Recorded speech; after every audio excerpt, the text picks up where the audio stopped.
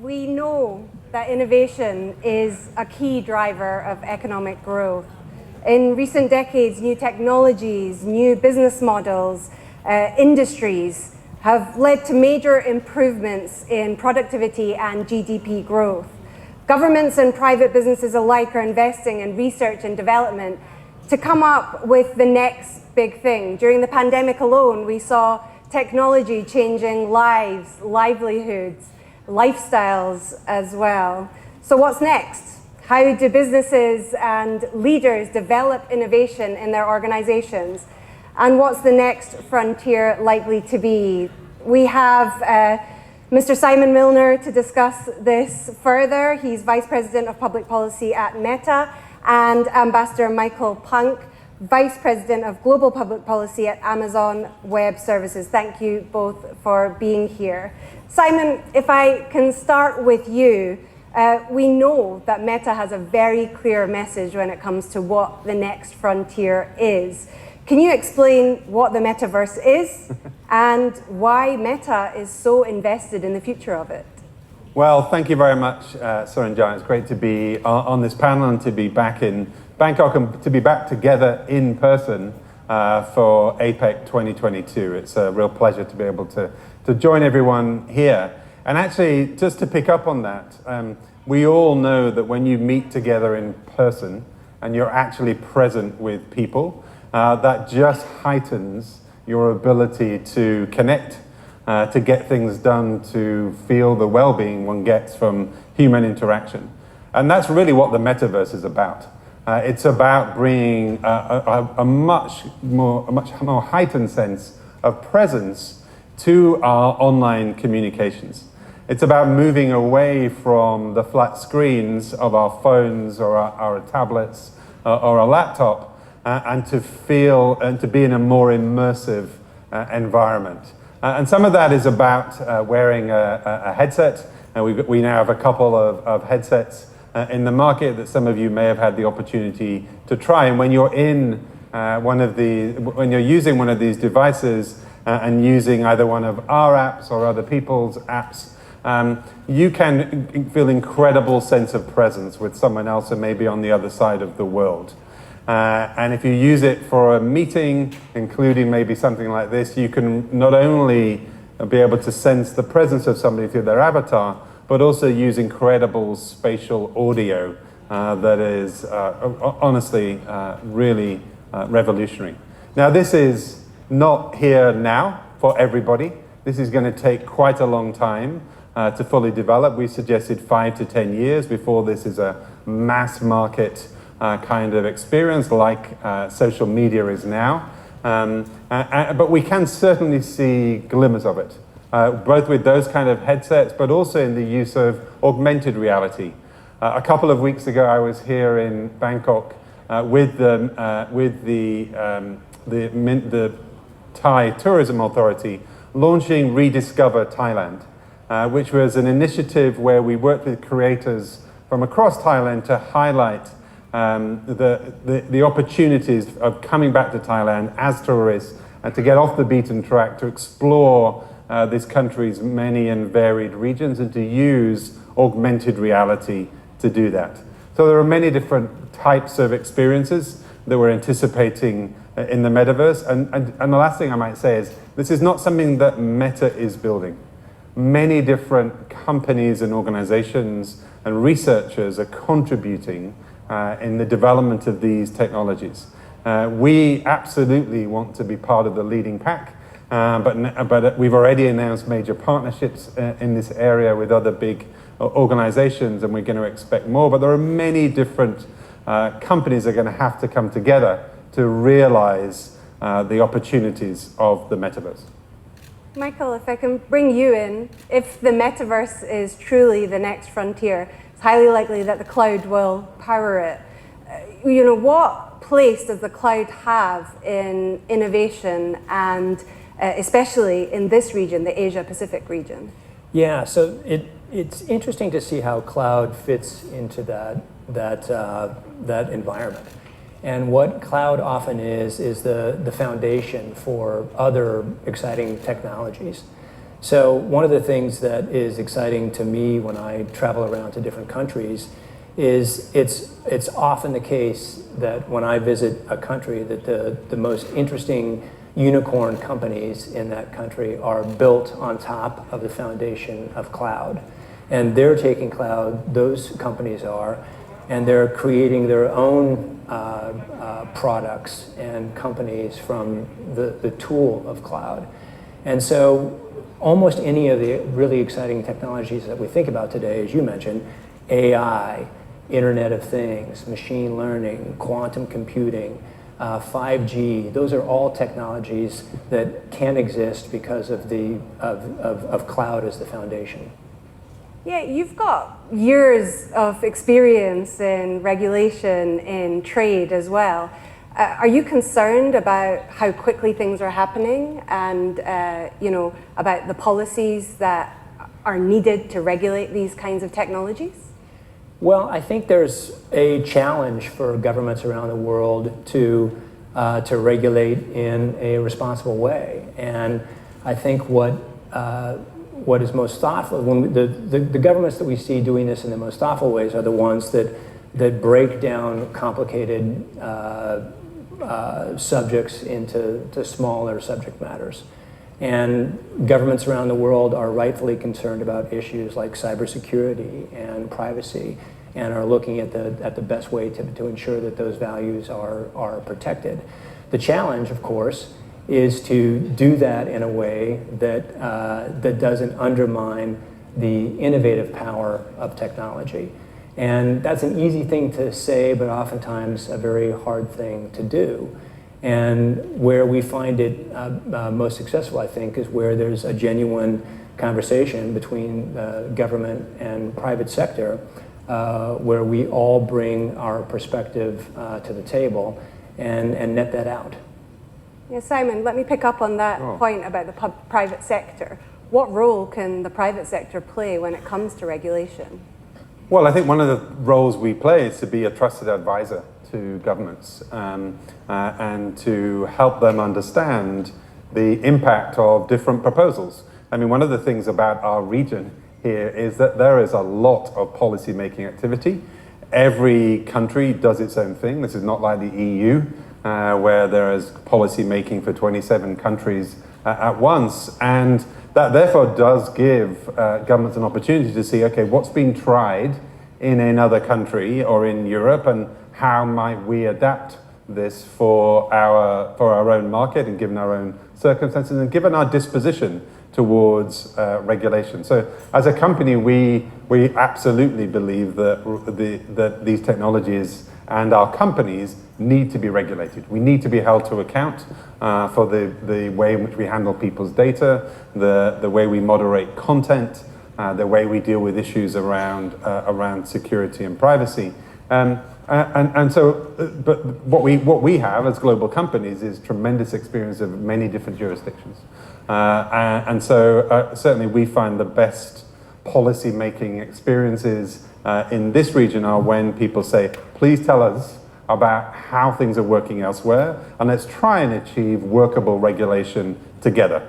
So that when these laws are passed, you as companies can say, this is good law, we will absolutely, of course, comply with it, but we also think this gets the balance right, as Michael was saying, between protecting consumer interests, managing issues around security and privacy, and enabling and promoting innovation, not just by global players like ourselves, but as you were talking about, Michael, the tremendous number of large and small technology companies in this region that want to be part of this new frontier. Yeah, Michael, I mean, it's not easy though, is it? These aren't tangible things that you can put export controls on or you can regulate the data flows of. How do you see it happening in the coming years and months? Well, to pick up on Simon's point, I think that we do have the opportunity globally to look at best practices. And one of the ways I think that APEC, for example, has been influential beyond just the number of countries that are a part of it, has been on being a forum for best practice.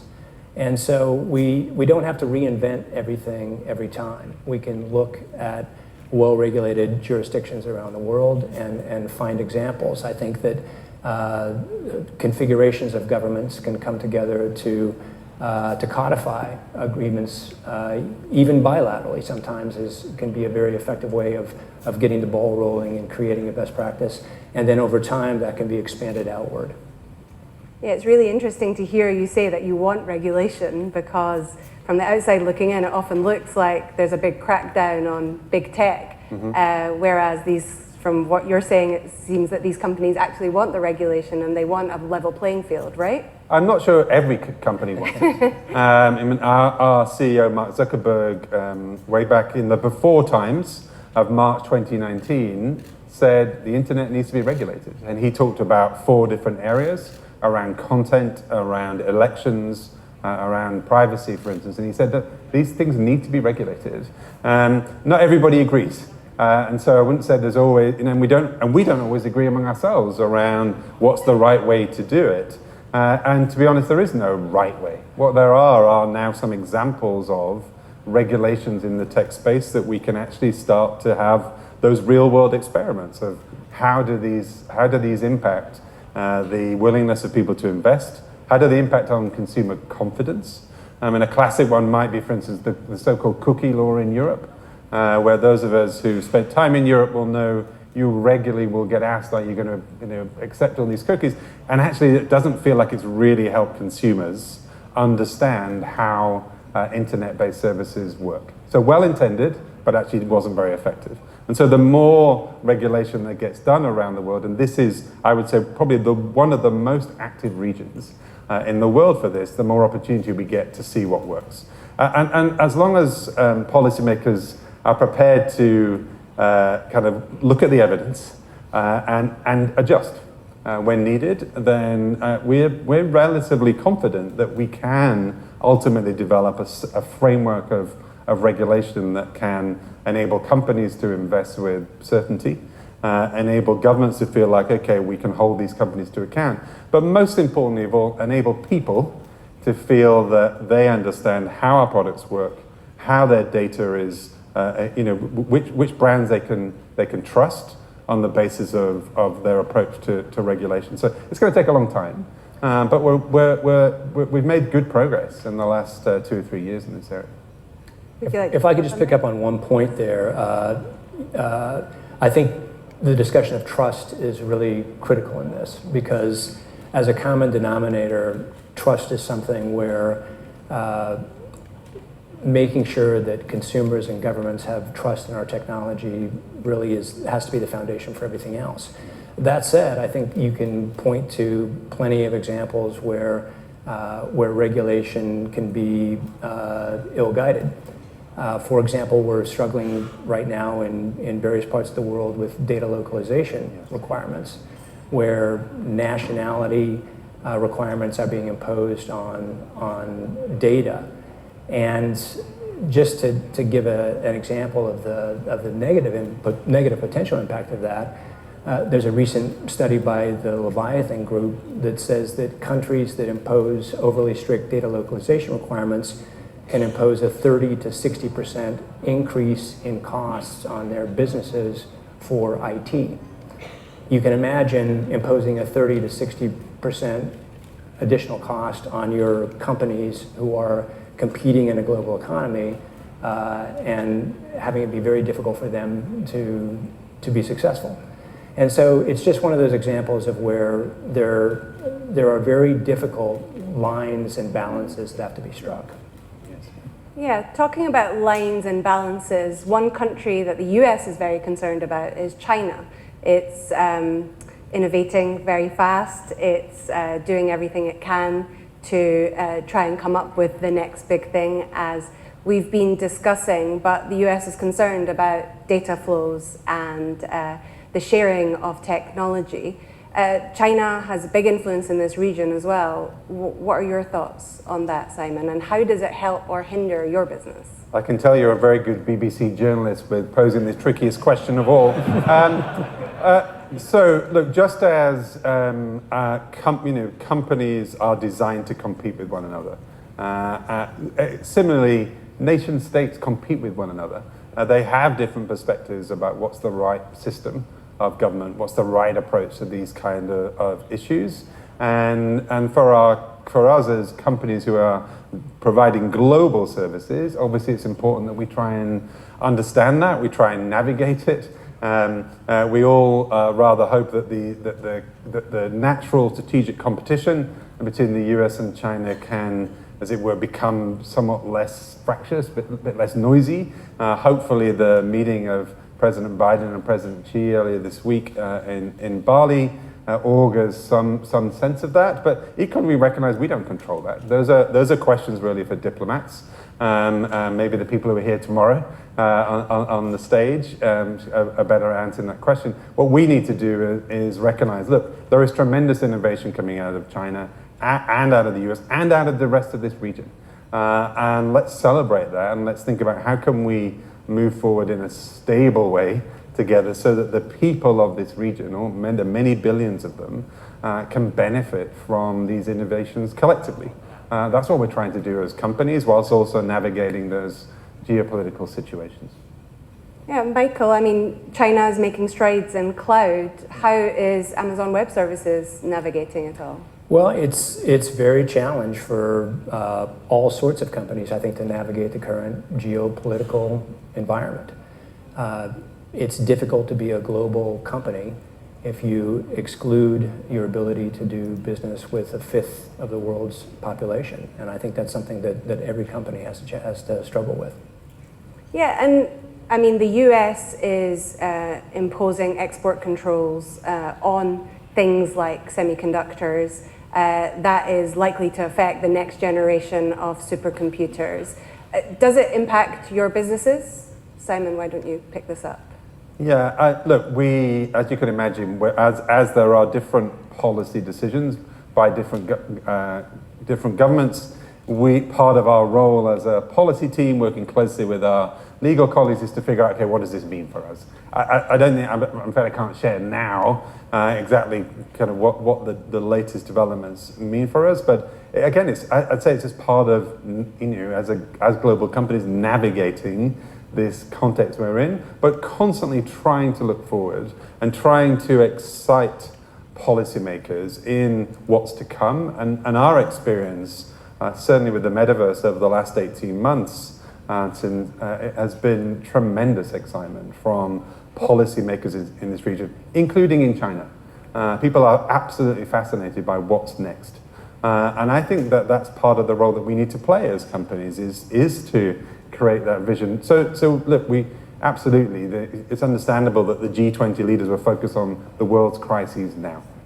But as we heard from the Prime Minister earlier, we also need to think about some of these really big pieces that are moving the world. And he talked about digitalization. Well, it's our job to help work with leaders in APEC let's really explore that and think about what do you need to do when it comes to education and skills and infrastructure and policies to try and ensure that Thailand and the other countries in APEC are well placed to both to contribute to those new frontiers, but also to reap the benefits of them. Yeah, and it's impossible to have this discussion without sort of nodding to the current economic climate. There is a downturn, there's a looming recession. Both of your companies have announced massive job losses in recent days and weeks. Michael, if I can ask you, how will that impact the search for the next frontier in innovation? Well, it's a challenging environment in terms of the economy. There's no doubt about that. And I think companies all around the world are figuring out ways to be innovative and to continue to push innovation forward, even in that complicated environment. Simon, Meta's announced 11,000 job losses. How is that going to affect your research development, your ability to run your business as well? Yeah, look, it's a tough time. I mean, I'm in the position where I'm old enough in our company that I have worked for companies where we've reduced, but many of my colleagues have not. It's a fairly young company, and there are people who've never experienced this, and so it's been quite sobering, frankly, and a recognition that this is a very competitive environment. No guarantee you can get any revenue, and you've got to work hard for every dollar, especially in straitened economic times. But one of the things that our CEO Mark has said is, look, we need to kind of rebalance. But we are absolutely committed to continuing to invest not just in our current very successful products, which are used by 3 billion people across the planet every month, but we also still need to continue to invest in that new frontier. So the commitment is still there, but recognizing that we have to prioritize, and therefore looking really hard at all of our areas of investment to say which are the most important that are going to enable us to be a successful company and to achieve our mission to enable people to connect and to build community.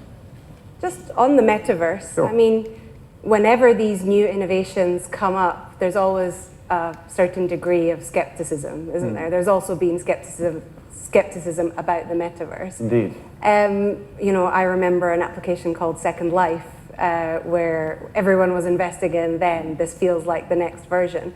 What do you say to those people who say, oh, in 5-10 years' time, there will be no metaverse? Look, we believe there will be. And actually my experience over the last 18 months of talking with policymakers, researchers, young people, creators, technologists around this region, from Japan to Australia to Bangladesh to Indonesia and to Thailand, is that this is different. This is something that there's a tremendous enthusiasm for this. This is not a single app. These are multiple technologies. And look, when I joined Facebook as we were in 2012, we only had just really started going with a mobile app. And we were saying, look, we know the future, Mark was saying, the future is mobile, but we're not quite sure how to make money in mobile. And a lot of people were skeptical about whether or not Facebook could ever work on a mobile phone. Since then, of course, as it's well known, it's consistently been one of the top 5 downloaded apps in the world. And now most people never use Facebook or Instagram or WhatsApp or Messenger on anything other than a mobile phone. So it's natural, there's skepticism. We believe as a company that this is an important part of the future for how people will connect and feel present with one another. And of course, I hope we're right. Other people may have a different view, but ultimately you have to back your own view about what's the strategic future for the industry. Yeah, and Michael, back to innovation. We are talking about innovation, but more on innovation. US officials have said, when it comes to semiconductors, for example, that the US dropped the ball for a number of years on research and development. When we're talking about the next big thing, are we on track or are we lagging behind? I guess I feel very confident that when it comes to cloud, we are on track. And we as a company are helping to bring the tools to the table that our customers can use to innovate. And one of the really exciting things I think about cloud is it really has democratized technology. And a lot of things that before cloud only a very large, very wealthy company could afford to deploy can now be deployed by a startup. And that is where so much of the innovation is taking place, is by those next startups who are using the tools that we help to provide to invent their own things. And so I guess when it comes to cloud, I feel pretty good about where we're at. Yeah, and I think this region, there's a lot of that innovation, isn't there, especially at the grassroots level. We've not got much time left, but finally, I just want to ask you, it's a central theme of the APEC Leaders Summit this year, women in the workforce.